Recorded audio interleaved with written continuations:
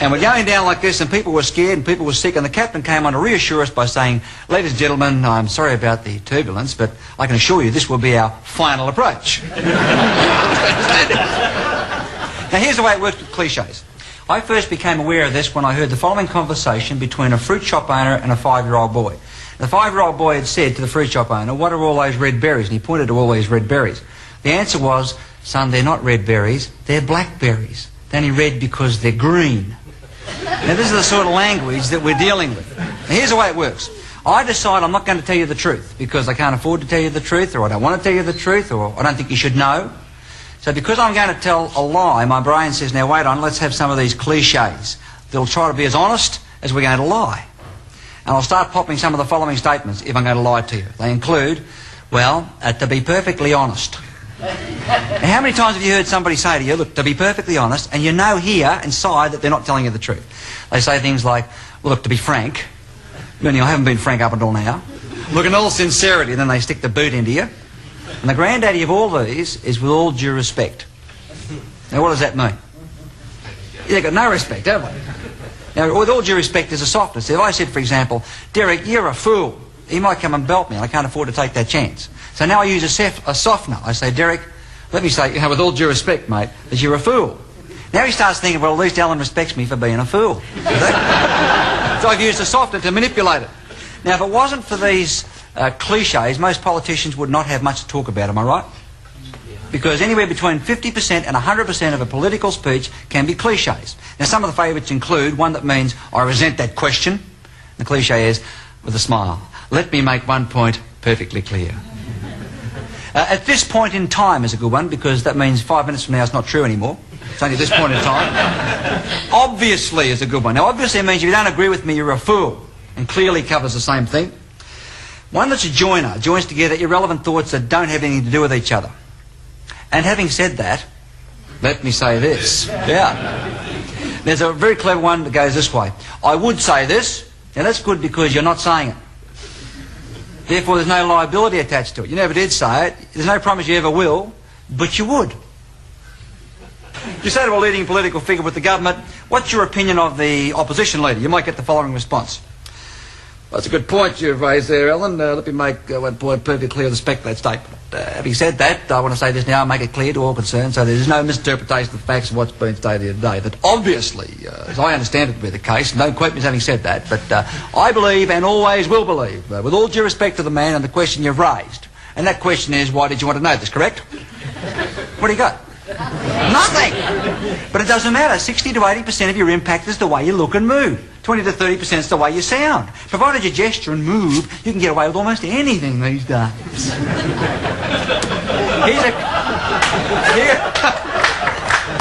Here's a collection of some of the more popular cliches that you might hear. In other words, I want to tell you, we did not repeat. Did not, but obviously. Obviously, that goes without saying. And I want to say this to you.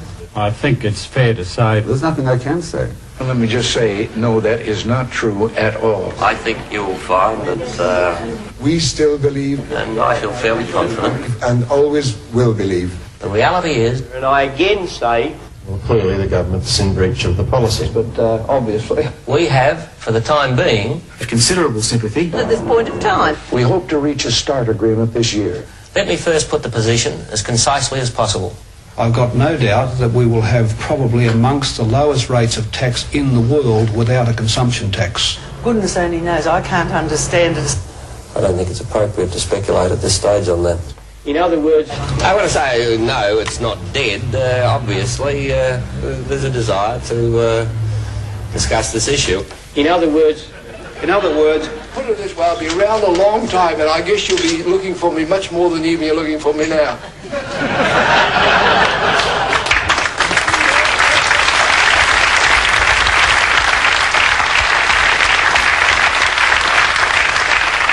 Now that last man, Sir Joe, never used any of the cliches in talk language. He used fillers. Now a filler is where someone puts a microphone in front of you. You must open your mouth and some noise has got to come out before you say what you want to say. Remember, he had three favourite fillers. Remember what they were? My goodness gracious me. Don't you worry about that. And the last one was? You mark my words. Now, you'd say to Sir Joe, what do you think about the government? Oh, you mark my word, don't you worry about that. My goodness me, they're crooks. So he calls a spade an axe, hits you on the head with it. I'm going to show you now a collection of cliches that he made up himself. We couldn't understand it, maybe you can. Made them move faster than a bee in a bottle. You mark my words. You mark my words. You can't chase two hares.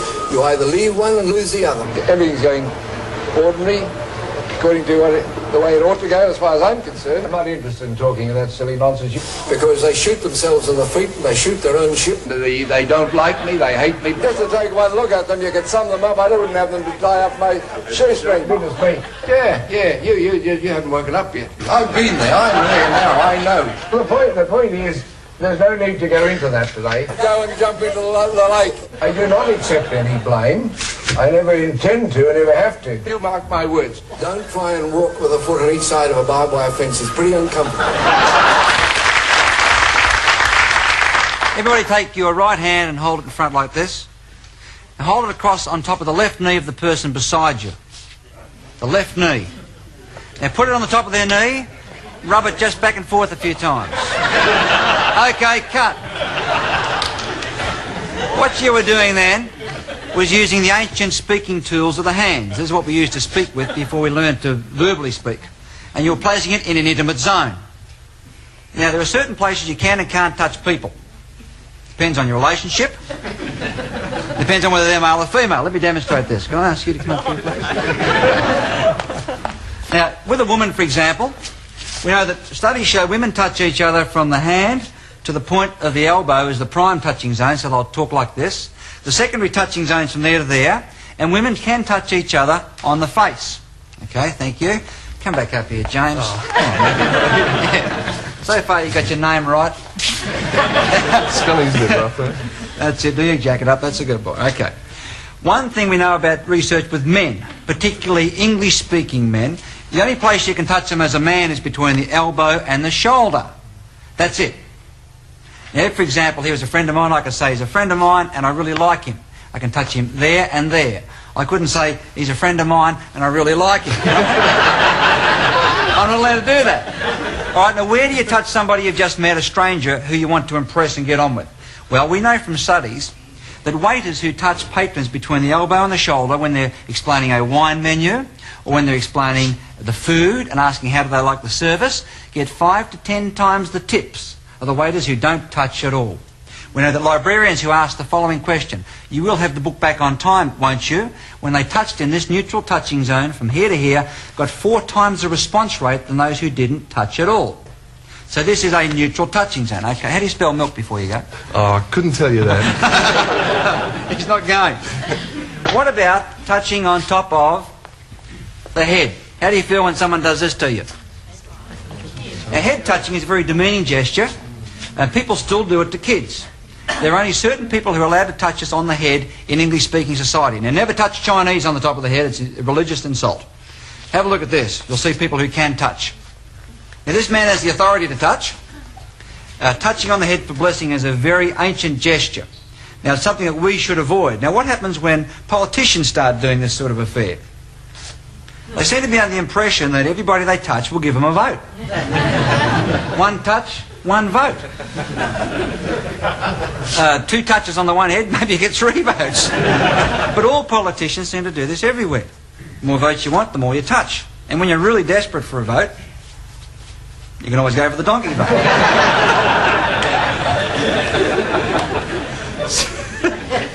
Something else we know about touching is this thing called a handshake. Hello? Hello? Hello? You're allowed to touch on the hands when you meet somebody. Now, one thing you'll learn about hand touching is this.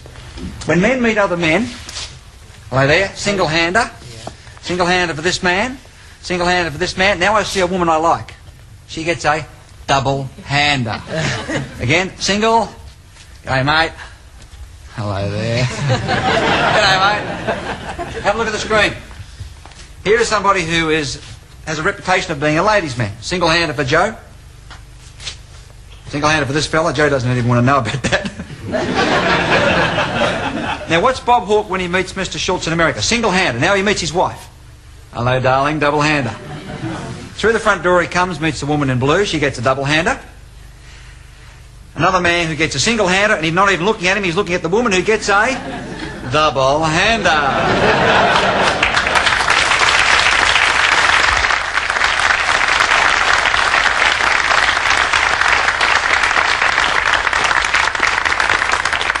Okay, what happens if you're a well-known person like royalty or politician?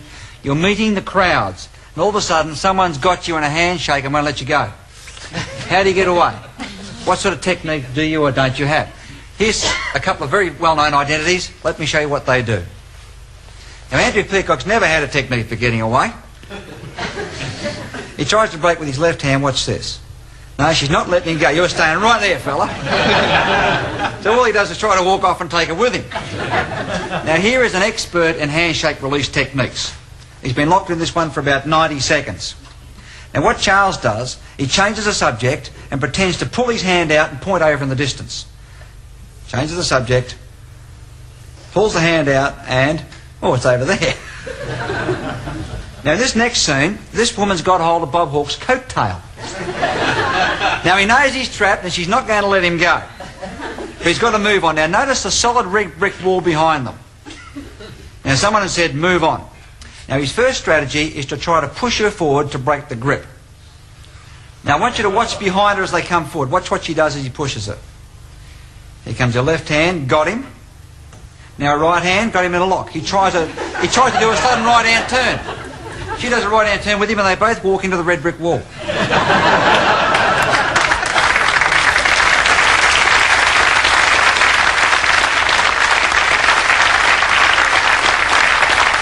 Now, it's also possible to learn someone's occupation through the style of handshake they've got.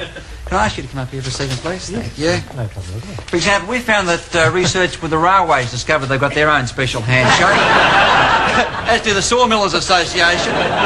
Just last week we were talking with the Milk Marketing Board, the dairy farm. Give a big hand, ladies and gentlemen.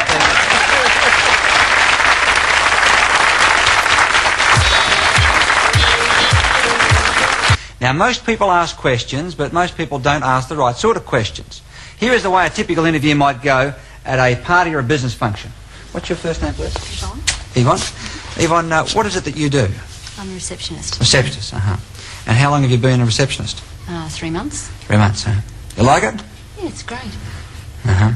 Think you might stay at it? Yes. Think you could stay where you are or move to somewhere else? I have to stay where I am, yes. Pretty good job then, is it? Yes. Great day, isn't it? Now, as humorous as that may seem, most people ask questions like that. They're called closed-ended questions, and the conversation goes nowhere. Now, closed-ended question either gives a yes or no answer, and then the conversation dies, or it gives a simple numerical answer, like how long have you been there? 3 months, then it dies. Or sometimes we tell them the answer and the question. We're one of the only countries that does that. We say, how you going? Good? How's your father? All right? Now, closed-ended questions make the conversation die, but even the experts ask closed-ended questions. Here's 2 interviews. The first interview has 6 closed-ended questions and the conversation dies. The second one has 13. Have a look at this. Even the professionals do it. Hello. Hello, is that you, Marianne? Yep. How you doing? Good, thanks. You having a good time? Yep. You got any idea who this might be? Yeah. Who is it? Johnny Young. Hi, sweetheart. You having a nice day in Brizzy? Yeah. Great. And you'd like a request on Young Talent Time? Yeah.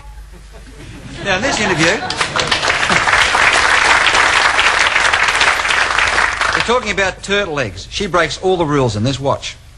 So there's egg on the end of the stick? Yeah. Right. And how many eggs will you find in a hole? Or 40, sometimes 30. Do you often dig for eggs and find that someone's been there first, like the dingoes? Yeah. Does that happen a lot? Yeah. How long do you boil them for? Oh, it's half an hour. Half an hour? Yeah. It's a long time. Do they come out hard or Yeah, soft? Yeah. Soft. Like a chicken egg? No, soft. It's cooked. So you just boil them. Would you eat them with anything or just straight? Straight. Do the turtles lay eggs all the year round on the beach here? Yes. Is there a time when they've been there too long and they're no good to eat? No. Can eat all the time till they hatch, can you? Okay, that'll probably do.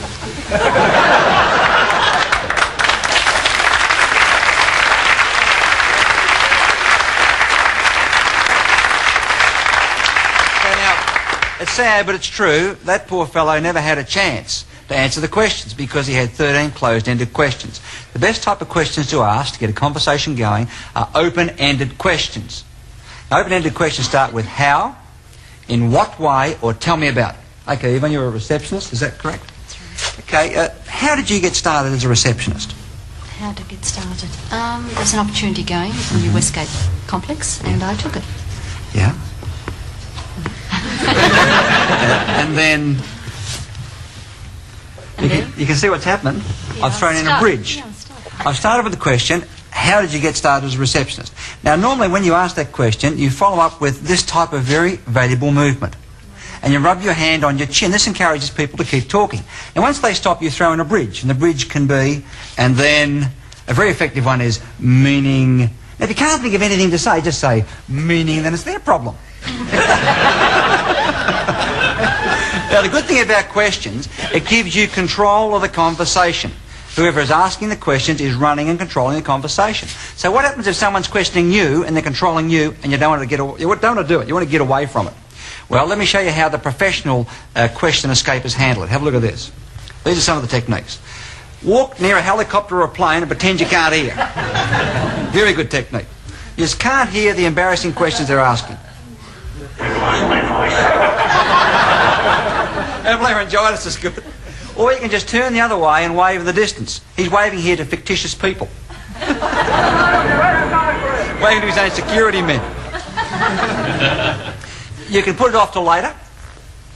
Oh, I'll tell you next week. I'll tell you next week. All the best. You can turn your back on them. Oh, well, I mean, events have taken their course, haven't they? I think I've said all that I need to say over the past few days. About it. You can try and explain it and be submissive. As far as I'm concerned, that's the end of the matter. I won't be responding to any further questions on the issue. Read the subtitles, this is self-explanatory. I don't mind how much I have taken. When you do start talking to me with the help of that first ball, okay? Try this. How rude. How rude. Next question. Remain the bar. Why should not? Do you think you've been unfairly treated? No, I don't think I've been unfairly treated at all. Mr. Brown, Why did you do it, Mr. Brown? Brown, why are you so angry about the press about You silly little girl. Mr. Brown, why are you so angry with the press about it?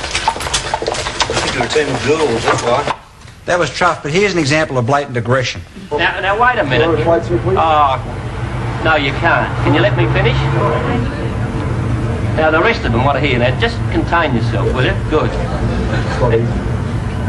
Well, if you find it difficult, just go away, because the others want to hear. If you can't have your difficulty by yourself. Good. Okay.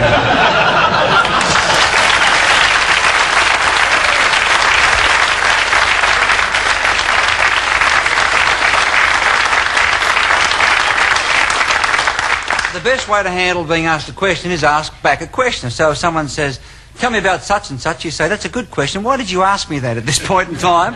Nod your head and you've got the control. Now, everybody loves to go to parties. They're great fun. We have a good time. We meet interesting people. They're also a terrific place for you to check each other out. So that's why at parties you see lots of preening. That is, if she likes him and he likes her, the bodies start doing certain things. For example, in the case of a woman, if a woman likes you fellas, you get lots of hair touching. Now, there's a relationship between how much she likes you and how much she touches her hair. So if she's not touching her hair, maybe you're bombing out. Now, you've got to be careful you don't take one signal and say it's got a conclusive meaning. Like if she's trying to arrange her hair and you jump in with the wrong open-ended question, I mean, you're in trouble. Now, with men, you'll see preening as well, but it depends on how old they are as to how it looks. If they're, for example, under the age of 25, you'll see the both thumbs in the belt. How long have you been at this party, darling? Real subtle stuff. If they're over, say, 30 to 35, the older male, and if he's got a tie on, you'll see lots of this sort of thing happening. Now, if he's over 40, you don't see thumbs in the belt or ties, you see this one. Thumbs go on the side of the pants. They come up around the front, down, like this, and they stand there doing this.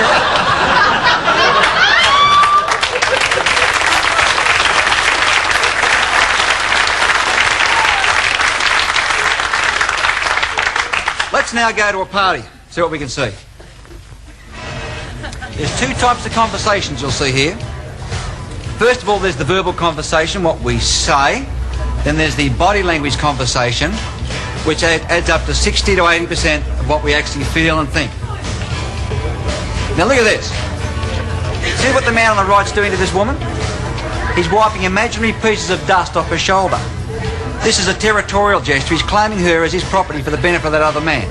What he's saying is, back off, fella. Now notice they're all smiling, but look at the arms. A lot of aggression, a lot of hostility. She's holding a wine glass with two hands, and she's standing between them. She hasn't decided which way to go yet. Now we have bookends. Now the fellow in blue was sitting like this first. This other woman, this young girl, wants to get his attention. So she preens her hair and copies his body language. Smart move. She's also giving him a very good dose of the subtle shoe. Now the girlfriend in the middle gets a feeling that she's not doing so well. Very effective strategy. And this next scene, you'll see the man on the left has hooked his thumb in his belt. Look at that. The guy on the right is starting to use aggression signals. See the finger? Now look at the woman. She's positioned herself so she's now facing the guy on the left. She's almost cut the other guy out. Now the guy on the right gets a feeling he's bombing out, but he doesn't know quite how. The man on the left is making his moves. Here's a couple of crutch displays. They're done for the benefit of that woman.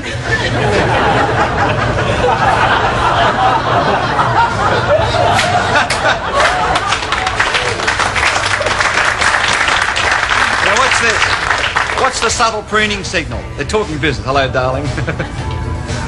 Now this woman is feeling pretty cool about it. She's using the most confident and powerful position a woman can sit in. This is a good one for business women, I'll tell you that. Leg twine, steeple position, pinstripe suit. She's very powerful. She knows she's got these guys on toast. Meanwhile, back at the ranch, good hip action on the guy on the left. Now look at the woman in the middle's doing now. Look at this. Oh, she's really responding to that. Yeah, the guy on the right, he's almost behind her now. All he can do, because he's losing out, is use aggression signals. But look at the smile on their face. Watch his finger come out and threaten while he's smiling.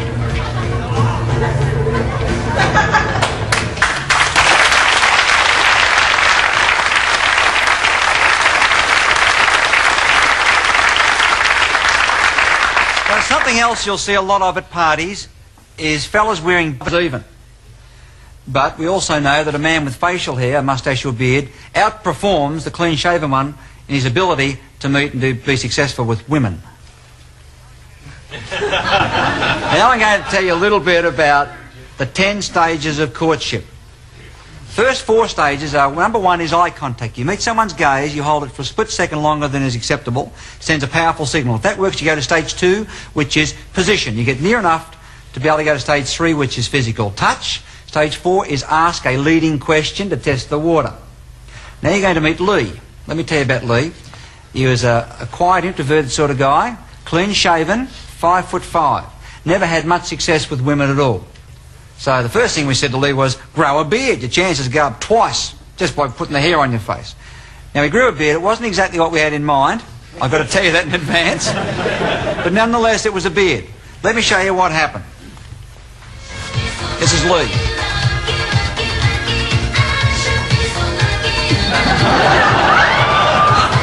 Stage 1, eye contact, achieved. Stage 2, position. This allows him to go to stage 3. Watch what he does. He's read the book, learned the rules, contact. Now, if you want to go to stage 3 of courtship with anybody you meet, get your hand out in front early. He holds it longer than is normally acceptable too. Everybody you meet at functions, get your hand out. You immediately get the access to stage 3 of courtship. Because if you don't shake hands, you've got to spend a bit of time figuring out how you're going to touch them without being formal. Now, you would have noticed that Lee was not in a good position. He was too far opposite. So his next strategy was to manoeuvre around to get beside her. Here's the way it went. Now he's going for stage 4. Notice where he's touching. Between the shoulder and the point of the elbow, the neutral touching zone. Now he's got to get that beard across and give her a good smell of it. He asked the open-ended question. Let's see what happens. The beard is working. Now what this means, fellas...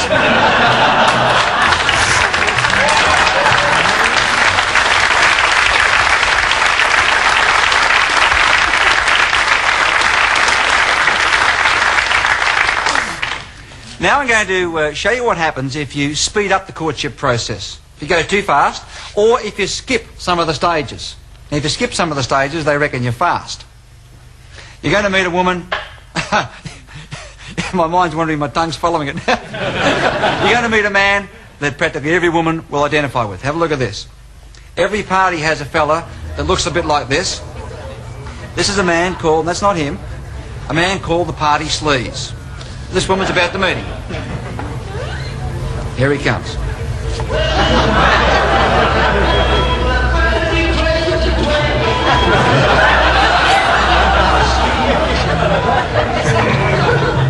He's got the compulsory white shoes and pants. He's got all the adornments that these guys wear.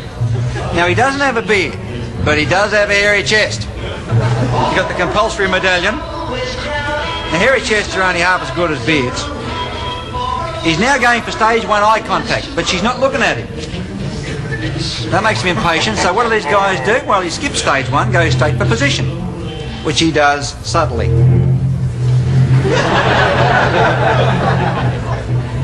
Stage 3, contact. Double hander.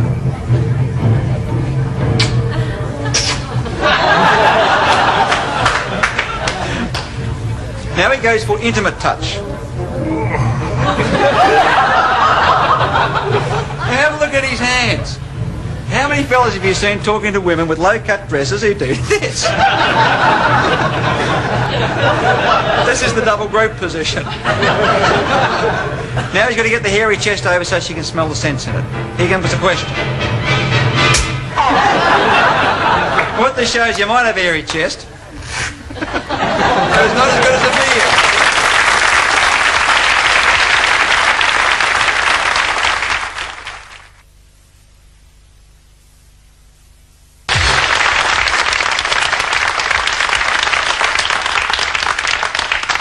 Now, studies show that in the first 4 minutes of seeing you, people form up to 90% of their opinion about you. That is, when they lay eyes on you, they pull out a big rubber stamp, and they wait for 4 minutes, and then they stamp you on the forehead with the stamp as to who they think you are. And they may take a long time, if ever, to change their opinion. This is called stereotyping. People do this to us, and we do this to other people.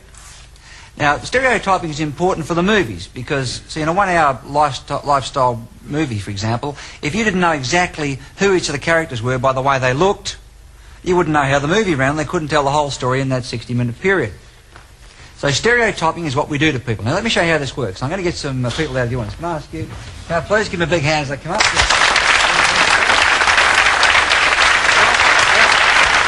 you come up here, please?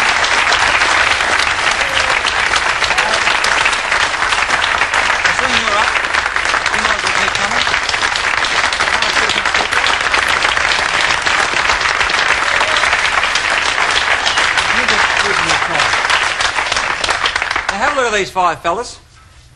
If you know any of them, I want you to forget you know them. Pretend you've never seen them before. Let's have a bit of a look at them now. Can I just ask you to undo your tie a little bit there, if you will, and just undo your top button. Now, let me say right now that these 5 men have no idea what's about to happen. Okay? Now, notice we have 5 standing in the Prince Charles position as well, hand behind the back. Okay, let's just have a look at this. We'll just undo this a bit more. Over your shoulder. Getting a bit personal there. Okay. Let me tell you what happens with a cowboy movie. Cowboy movie has 5 stereotypes to make it work. First of all, there's always a good guy. Tell me about the good guy. White hat. White hat. What else? Clean Clean shaven. Anything else? Yeah, he's got a good smile, he can sing. Clean clothes, always walks into town with both thumbs in his belt because the women love it, right? There's always a villain, otherwise you couldn't have a cowboy movie. Now to keep them apart, you've always got a sheriff. There's always a banker. I've never seen a cowboy movie that didn't have a town drunk.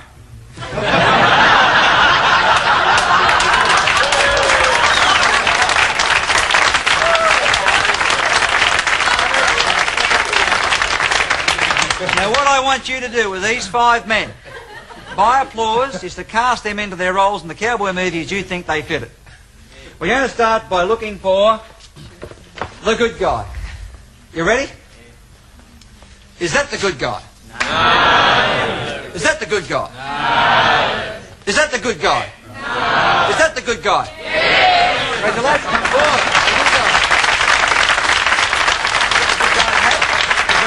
Back there. Have you been the good guy, you'll get a copy of Talk Language because all good guys read those type of books. Okay. Now we're looking for the villain. You ready? Is this the villain? No. Is this the villain? Yes. Sorry to say. Can you just move along to the end there, Dan? If you will, if you come and stand here. Because you're the villain, you'll get a copy of a book I think all villains need, which is called Everything Men Know About Women. Truth of the matter? Absolutely nothing.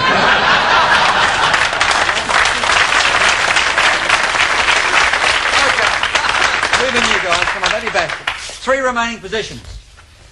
The sheriff, the banker, and the town drunk. Looking now for the banker. Is that the banker? Yeah!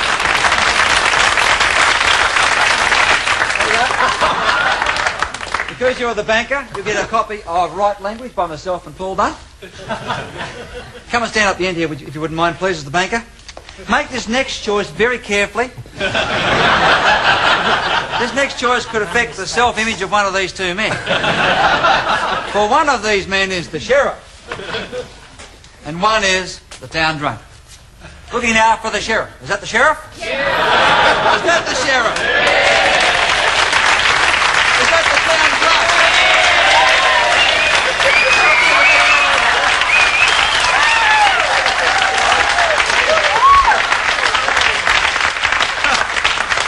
Sit down, fellas.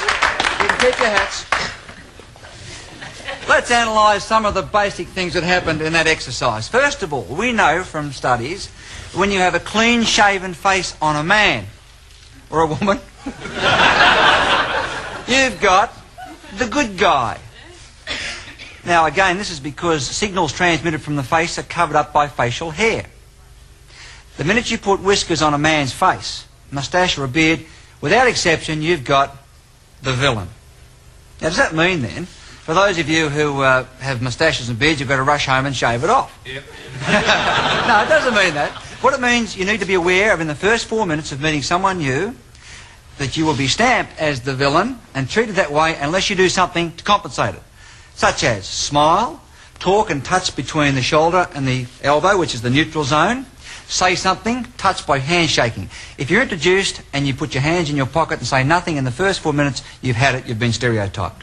When you put glasses on someone, studies show that you are perceived as intelligent, studious, serious, trustworthy and reliable. So you've got the banker. Now, a simple strategy, if you need to look like that in a work environment, get glasses that have solid dark frames on them. That makes you look more intelligent, more studious. Not going to help you if you're the town drunk. Matter of fact, I better give the town drunk his special prize.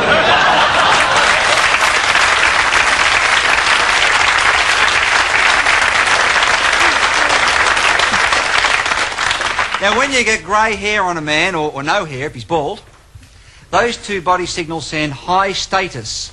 So you've got the sheriff. The minute you've got someone with their clothes that don't match, and all we did with the town drunk was put his tie over his shoulder, undo his belt, you've got the town drunk. That means if you go to meet anybody for the first time and your clothing doesn't match, it's not coloured right, or it's not neat, they're going to think, in effect, here comes the town drunk. We're going to now see how perceptive as a group you are. I'm going to ask you to rate and evaluate me. Now, you've all had Got 10 minutes tonight to have a good look at me? Let me ask you the following questions. I'd like your answers. Do you believe that I'm more introverted or more extroverted in personality? What do you think? Who thinks I'm more extroverted? Put your hand up. Okay. As a kid, did I come from a large city area or do I come from a small country town somewhere? What do you think? Who thinks small country town? What's your criteria for that? The fact that you're extroverted. The fact that I'm extroverted. Good clear mind, this fella, not all clubbed up with the facts.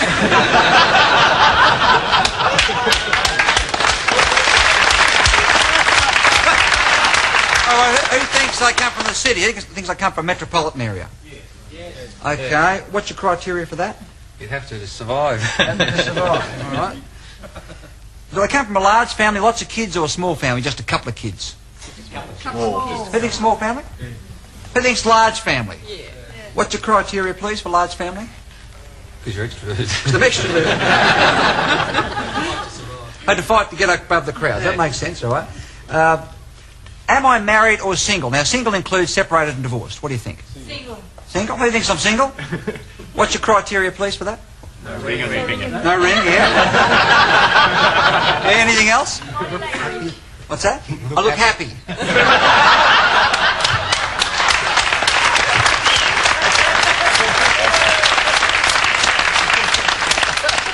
Okay. Whereabouts are you from? From Melbourne, I'm sorry? From Melbourne. I heard what you said, I'm just sorry. Who thinks I'm married? Who thinks I'm married? Okay, majority. What's your criteria for that? Grey hair. Grey hair. I'm working for a living, all right? If I was married, which the majority of you seem to think is the case, to what sort of person would you expect to find me married? Blonde. A woman. That was good, a woman. Assuming it was a woman, Mr. Town Drunk. Would you expect her to be more extroverted or more introverted? Introverted. Who thinks she's introverted? What's your criteria? Can't get a chance to get a word in. Opposites attract. She's introverted. Is she more blonde or more brunette and toning? Blonde. Who thinks she's blonde? Who thinks she's more darker colours, more brunette? Okay. She's shorter or taller generally than me? Who thinks she's shorter? She's a short, introverted brunette. Okay. If I was married to this short, introverted brunette, do we have any children? How many? Two. Two? Who thinks 2 or 3? 2. Okay. A high school or primary school? Bit of both? They'd be good about it. University. Okay. Primary school. My office environment, is it fast-paced or slow pace? Who thinks it's fast? What sort of location is it in? Central business. Who thinks a central business district? Who thinks somewhere remote on the beach or in the country? Nobody. Okay. Do I work long or short hours? Long hours. What sort of sports, hobbies and recreation do I have?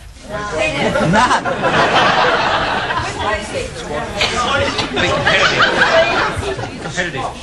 Competitive squash, tennis, anything else? Golf, squash, tennis, some sort of a ball sport, is that roughly the idea?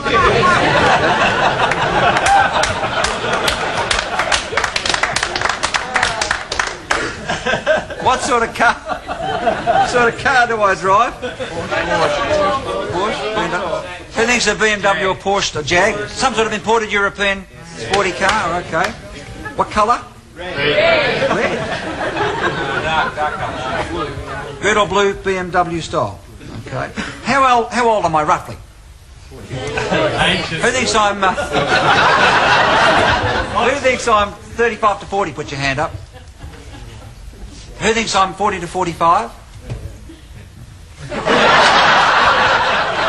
Anybody think I'm over 45? Anybody think I'm under 35? There was a free copy of body language going on there. Okay then, too late for that. Well, if you think I'm an extroverted fellow who came from the city as a kid, from a large family, lots of kids where I had to compete, I'm married to a short, introverted brunette. We have 2 to 3 children in primary school. I have a fast office environment. I work long hours. My office environment's in a central business district near the city.